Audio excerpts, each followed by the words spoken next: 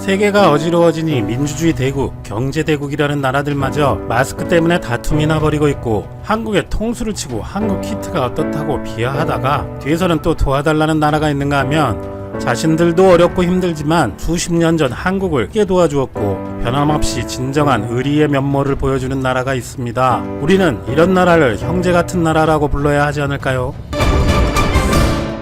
지난 5일 한국행을 희망하는 아프리카 남동부의 마다가스카르 교민과 카메룬에서 활동 중이던 한국국제협력단 코이카 단원들은 공항 폐쇄라는 난감하고 위급한 상황을 뚫고 다행히 무사히 귀국할 수 있었습니다. 이에는 에티오피아의 큰 도움이 있었는데, 먼저 에티오피아 정부와 에티오피아 항공은 한국인들의 귀국을 위해 마다가스카르와 카메룬 당국에 요청하여 이미 폐쇄 조치된 공항을 한시적으로 풀었고, 우리 국민을 위한 항공기가 뜰 수 있도록 적극적으로 노력해 성사시키고 에티오피아의 본래 공항을 경유하여 한국인들이 돌아올 수 있도록 도와주는 것입니다. 이 과정에서 소수의 인원이 이동해야만 하기에 비용도 막대했지만 에티오피아 당국의 노력으로 독일, 영국인 등 다른 나라 사람들을 추가 모집하여 귀환 비용도 3분의 1 수준으로 줄여준 것으로 알려졌습니다. 그리고 무사히 귀국에 성공한 한국민들과 가족들은 에티오피아 정부, 에티오피아 항공은 물론 마다가스카르와 카메룬 정부에도 깊은 감사를 표했습니다. 선진국이라는 미국, 유럽도 그렇게 어려운 현재 상황에서 상대적으로 낙후된 아프리카 지역에서 그런 도움을 받기는 어려울 것이라는 생각이 당연하기 때문에 더욱 고마운 마음이 들 것입니다.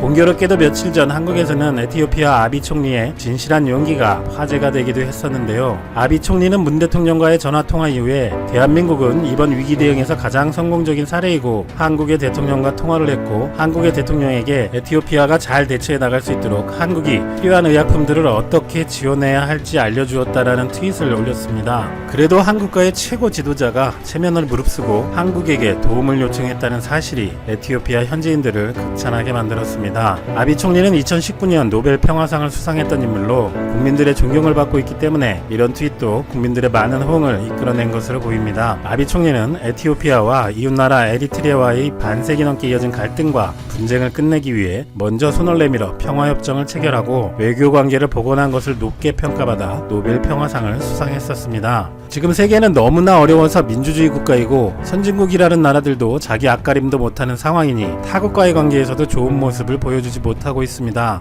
일본이 시작부터 자국 통계에 잡히지 않게 하려고 사람들을 유람선에서 내리지도 못하게 했었던 것이 국가로서의 타국 국민을 배려하지 않는 이기적인 태도의 시작이라고 보입니다만, 독일은 중국에 주문한 3M 마스크 20만 장을 배송 중 태국에서 미국이 가로챘다고 하고, 미국에서는 그런 일은 없었다고 반박하는 한편 트럼프 대통령이 3M에서 생산되는 마스크를 해외에 수출하면 거칠게 보복하겠다고 선언을 하니, 주스틴 트루도 캐나다 총리는 미국 상황도 이해하지만 캐나다도 어려운 건 마찬가지고 캐나다도 미국에 수출하는 장갑, 마스크 재료도 있다며 협력해야 한다고 애둘러 비판하였습니다. 또 프랑스가 스웨덴의 한 업체에 더 높은 금액을 제시하고서 이탈리아와 스페인이 미리 주문한 물량을 가져와 버리고, 이에 스웨덴 정부는 프랑스에 신사적으로 행동하라고 촉구한 일도 있고, 프랑스 르 피가로에서는 지난달 이스라엘의 첩보기관 모사드가 키트를 대량으로 확보하기 위해 투입되었다는 보도까지 있었습니다. 그런데 저 나라들은 누구나 세계적인 선진국으로 인정하는 나라들임에도 그런 모습을 보이는 것과 비교해보면 아직도 세계 최빈국 대열에 있는 에티오피아의 우리나라에 대한 도움은 더 크게 느껴질 수밖에 없습니다.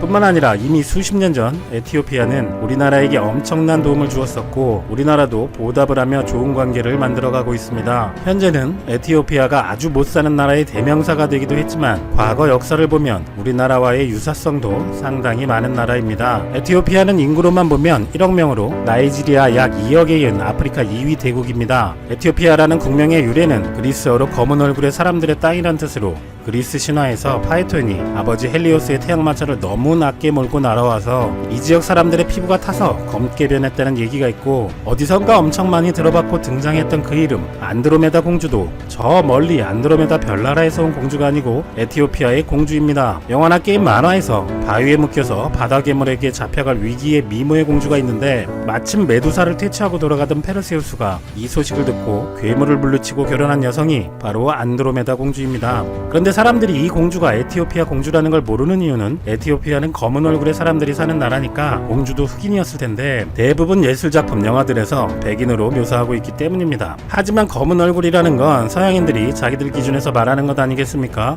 그래서 에티오피아 신화에서는 신이 흙으로 사람을 만들었는데 덜 구워진 놈들이 백인이고 많이 탄 게 다른 나라의 흑인들이고 적당히 검은 에티오피아인 자신들이 정상이라고 묘사를 한다고 합니다. 에티오피아는 아주 예전에는 악숨 왕국이라는 이름이었는데 옛 기록의 어떤 사람들은 로마 제국과 페르시아 사산왕조, 중국과 같은 레벨의 나라이다라고 묘사하는 걸 보면 우리나라처럼 자기 지역에서 메인 문명급은 아니지만 주변 지역에서 두 번째는 될 듯한, 그래도 우리는 근본은 있는 나라다라는 자부심도 있을 법한 나라입니다. 그리고 외세의 식민지를 겪은 것과 독립 이후 상황도 비슷한데요. 서구 열강이 저개발 국가들을 못살게 굴던 19세기 후반 영국 프랑스가 들어와서 괴롭히고 1894년 우리나라에서는 갑오경장, 청일전쟁이 일어난 바로 그 해에 뒤늦게 뜯어먹으려 들어온 이탈리아가 마치 을사조약처럼 에티오피아의 외교권을 강탈하는 조약을 체결했는데 에티오피아 황제는 그게 무슨 소리냐며 이탈리아와 전쟁이 벌어집니다. 그래도 나름 유럽 열강의 한자리를 차지하던 이탈리아와 아프리카 에티오피아의 대결은 세계 최초의 기록을 남기게 됩니다. 근대 세계에서 유럽 제국주의 열강이 아프리카 국가와의 전쟁에서 참패한 최초의 사례가 된 것이지요. 그 전에 영국군이 깝치다가 줄루군에게 대패한 적도 있지만 결과적으로는 영국의 승리로 끝났습니다. 하지만 이탈리아는 완벽하게 패배했습니다. 에티오피아는 당시 프랑스나 러시아에게 지원을 받기도 했지만 8만 명이나 되는 에티오피아 중앙군은 약간 모자라지만 유럽식 화기와 훈련을 받은 제대로 된 부대였고 활과 검 같은 무기로 무장한 지방군도 12만이나 되었다니 자칭 열강이지만 이후에도 이리저리 얻어 터지고만 다녔던 이탈리아 군인이 이해가 가기도 합니다.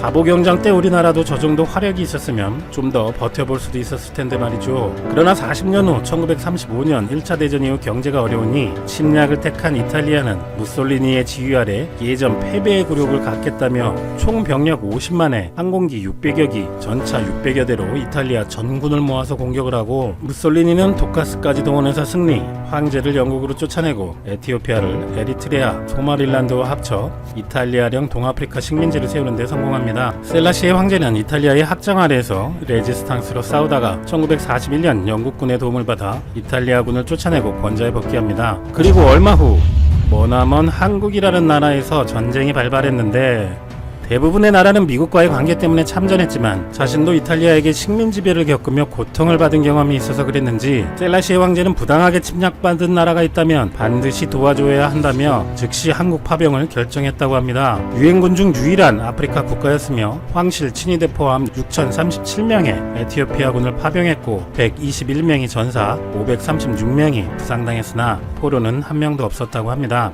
휴전 이후에도 한국에 남아 평화유지와 재건에 많은 도움을 줬으며 부대 안에서 보아원이라는 보육원을 설립하여 전쟁 고아들을 보살폈습니다. 병사들은 자신들의 식사량을 줄여 음식을 나누고 월급으로 아이들을 돌봤다고 합니다.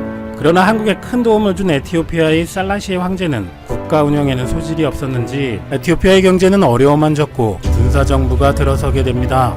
우리나라와 비슷한 면모이네요. 그런데 그 다음의 전개는 한국과는 완전히 반대로 갑니다. 군사정부는 재정을 폐지하고 사회주의 노선을 걷기로 하는데 역시 능력이 없었는지 미국이나 서구의 원조와 지원을 잘 활용한 우리와는 달리 에티오피아는 쿠바와 소련의 지원을 제대로 써먹지도 못했고 1975년 북한과 수교를 하고 한국전 참전용사들은 황제의 꼭두각시, 사회주의 체제에 총을 쏜 민족의 반역자라며 재산을 빼앗기고 핍박을 당했습니다. 1991년 공산정권이 붕괴되었지만 참전용사들에게는 가난이 대물림되고 있고 그리고 많은 다른 참전용사들도 가난과 부상 속에 평생을 살아왔을 텐데 다시 한국이 위험하면 참전을 하겠다고 말합니다. 저것이 한국방송국의 기획 프로그램이라서일지라도 평생을 힘들게 살았던 사람이라면 거짓 대답도 쉽지 않을 텐데요. 10대, 20대 초반 혈기의 청춘이 어찌됐던 목숨을 걸고 싸웠던 것이 있다면 그 나라를 사랑하지 않을 수도 없을 것 같기도 합니다. 자유를 위해 싸우겠다고 스스로 지원했지만 세상이 무엇인지도 몰랐을 19세, 20세의 꽃다운 나이의 참전용사들은 자신들을 파병했던 조국으로부터 버림받고 자식들로부터 원망을 들었을 텐데 우리 한국인들은 그들의 희생을 알지 못하고 그저 에티오피아를 가난한 나라로만 알고 있었던 것이 미안하기만 합니다. 그런데 2010년대부터 에티오피아는 변하기 시작합니다. 일례로 2011년 한국을 방문한 총리는 한국이 경제발전 롤모델이라며 한국은 외환위기를 완전히 극복했을 뿐 아니라 2008년 글로벌 경제위기도 영향을 받지 않고 성공적으로 이겨냈다며 도전을 기회로 활용하는 능력이 한국이 성공한 이유라고 말했습니다.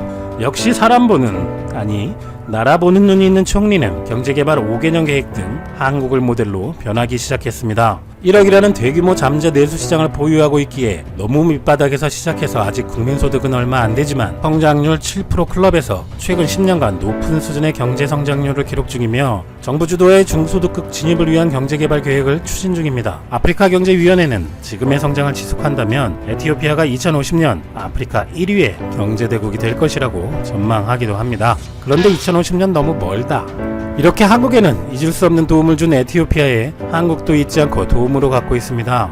최근에는 에티오피아 참전용사 회장이 칠곡 군수에게 응원의 편지를 보낸 것도 화제인데, 대한민국은 6.25 전쟁으로 모든 것이 파괴되는 잿더미 속에서도 한강의 기적을 이뤄낸 나라라며 파이팅 칠곡, 파이팅 대한민국이라는 응원의 메시지를 보낸 것입니다. 이런 참전용사 회장께서 이런 편지를 보낸 인연의 이유는 칠곡군은 에티오피아 치조 지역에 초등학교 2곳 신축, 식수 저장소, 식수대, 새마을회관 건립 등 지원 사업을 펼쳐왔기 때문입니다. 한편 LG는 에티오피아에서 희망마을, 직업훈련, 참전용사 후손들에게 장학금 지급 등을 하고 있고, 코이카는 기술대학교를 건립, 한국수출입은행은 3천억 지원, 강원도 화천군도 참전용사 후손 장학사업을 이어가고 있으며, 강릉에는 에티오피아 참전용사 기념관도 있다고 합니다. 그리고 현대자동차는 2019년에 에티오피아에 연 1만 대 규모의 자동차 조립 공장을 세웠다고 하는데, 저임금이고 에티오피아의 경제도 빠르게 성장하고 있다고 하니 좀 더 많은 한국 기업들의 진출을 기원합니다. 6.25 때 6천여 명이 목숨을 걸고 우리나라에 와서 자유를 위해 싸워준 나라, 그 때문에 평생을 가난하고 힘들게 살았지만 아직도 한국이 힘들면 와서 싸우겠다는 참전용사들이 있는 나라, 한국의 경제개발 모델을 배우고 발전하고 있는 나라, 아직도 어려운 나라이지만 한국인들을 무사히 귀환하게 도와준 나라, 한국 상황이 좀 어려워지면 낯을 바꾸는 나라들 말고 이런 나라에 우선적으로 한국의 키트도 지원하고 기업들도 진출해서 그 나라가 잘 살게 되면 기분이 훨씬 더 좋지 않을까 생각됩니다. 일본의 매체 겐다이 비즈니스는 28일 미국과 일본이 대응 현황을 소개했습니다. 이이즈카 마키코 기자의 칼럼을 인용한 건데요. 그녀는 지난 13일 미국은 대응 상황을 선포하고 한국이 이미 시행하고 있는 강도 높은 사회거리 두기 캠페인을 실시하고 있다고 전했습니다. 하지만 일본은 끝까지 도쿄 2020 이벤트의 개최를 위해 무관심으로 반응했고, 이는 잠재적 상황에 대한 소홀로 이어졌다고 평가했습니다. 이어 신조는 지난 국가 상황 선포 발표와 도쿄 도지사의 파급력 큰 긴급 회견을 이후로 꽃 구경을 나오는 사람들은 꽤 줄어든 것처럼 보이지만 여전히 SNS에서는 인증샷이 자주 올라오고 있다며, 미국에 살고 있는 자신은 이 상황을 보고 엄청난 위화감을 느꼈다고 말했습니다. 이이즈카는 미국에서 시행 중인 정책을 소개하며 강한 우려를 표했는데요. 타인과 6피트 즉 1.8m라는 구체적 거리두기라는 기준을 만들어 놓고 권장하고 있지만 일본은 이런 게 하나도 없다. 미국 위생국 장관이 이 광경을 보면 매우 일갈할 상황이라고 지적했습니다. 즉 일본은 사전에 예측된 대응에만 익숙하고 임기응변에 취약한 매뉴얼 사회인데도 불구하고 딱 들어맞는 구체적인 기준이 마련되지 않고 있다는 것을 지적한 것입니다. 마지막으로 그녀는 일본이 컨트롤 타워가 위기의식을 갖고 사람들을 꾸짖지 않는 한 거칠애와 타율성이 강한 일본인들에게 그런 의식이란 싹트지 않을 것이다. 2주 뒤의 도쿄가 지금의 뉴욕이 되지 않기 위해서는 고이케 도쿄 도지사가 적극 대안을 마련해야 한다고 지적했습니다. 의분야 전문가 이븐 마드로나드 스탠퍼드 대학 교수는 이미 도쿄 2020 이벤트가 열리면 선수와 관객들이 도쿄에 모였다 세계 각지로 흩어지며 이보다 더 좋은 확산법은 또 없을 것이라고 지적했던 적이 있습니다. 다시 말하면 신조는 2020 이벤트를 위해 일들을 수면 밑으로 가라앉혔지만 이제 와서 급하게 꺼내기에는 속내가 너무 뻔히 보이고 속도가 생명인 현 시국이 대응에 있어서 딜레이가 누적될 수밖에 없었다는 것입니다.